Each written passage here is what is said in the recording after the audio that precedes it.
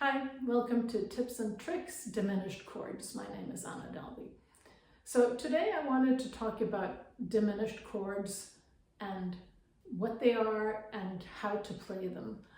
And so this might seem like a really simple topic because diminished chords are built in on the left-hand side. So I mean, if I tell you to play a C diminished chord, it's just the button that's furthest away in that outer column, right?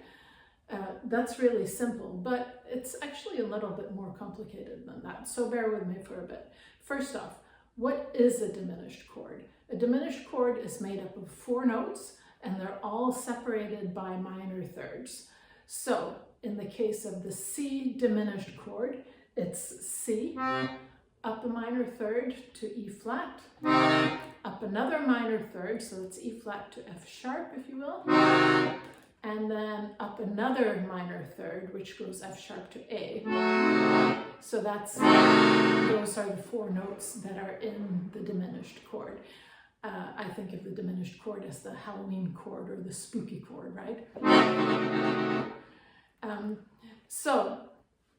When you think about how these notes are separated, it's sort of a circle. So C to E flat to F sharp to A. If you go up another minor third, you end up at C again. So you're like back to where you started.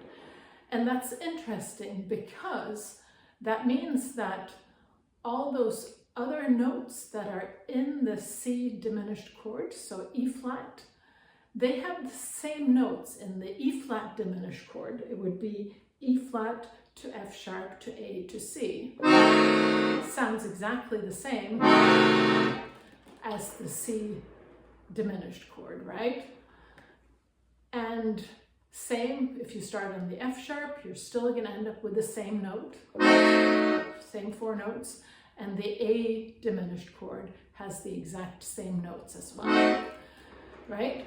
So that means that really we don't have that many different diminished chords that sound different because those 4 sound the same. So that means that, you know, C, C sharp, and D, those are all going to be different diminished chords. But then once we get back to E flat, we're back to the same one we started with. So that means that really there are only 3 different diminished chords, and everything else just sounds the same. They're all enharmonic. They have different names depending on which key you're playing in, but they sound the same. And that is interesting because that changes how you play things. So if you're just playing a song and it goes from C to the C diminished chord and then back to C again, or like whatever, it's, like I said, it's super simple to play it on the left hand, but that's not the most common way that diminished chords are used. Usually the way they're used is that you have a little chord progression that goes from C major to C sharp diminished to D minor to G7. So that's going to sound like this: C to C sharp diminished to D minor to G7. You've probably heard this in a lot of like jazz songs, right?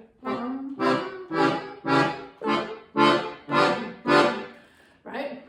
And so how do we play that? When we play C, it's down here. If we had to jump all the way up to the C sharp and play the diminished, it's a really big jump and it's going to be hard to manage. It's going to be hard to play. So what do? And this is the part that I absolutely love.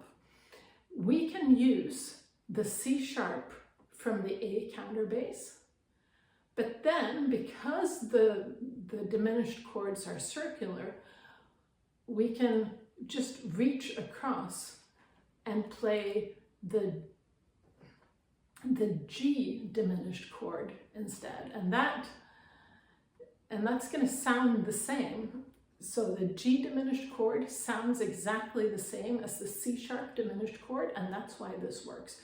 So when you play it, you play your C chord, and then you go to your C sharp here, which is the counter bass of the A, and then you just reach across to that G diminished chord, straight across like this. And the fingering is going to be like on the C root, you're going to go 4 to the C chord with finger 3, and then you reach with your finger 3 to that C sharp, and then your finger 2 plays the G diminished on that side, and then you go back down to that D minor and G7 if that's your progression. And so that happens so much in music, that you go from a major chord up a semitone to the next diminished chord, and then to the minor and a 7 after that. So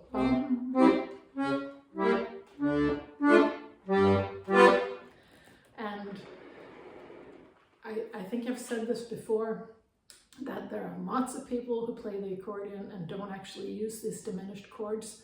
That's fine. I just think they're really fun, and I think that they add a lot of spice or flavor to the song, and so I like to use them, and I really love this trick of using the counter bass and then just going straight across so that I can play the whole diminished chord like that. Now, if you think this is difficult and you don't want to, there are some substitutions that you can do. You could just play the root of the diminished chord. So you'd play C and the C chord, and then just play that C sharp here, and then go like that, right? And no chord at all if you think it's hard to reach across like that. But really, once you get used to it, it's not that difficult. You could, like I said in the beginning, you could jump up from the C and play the C sharp up here, but it's such a big jump that I don't think I would make that reliably, and so I don't think that's all that great.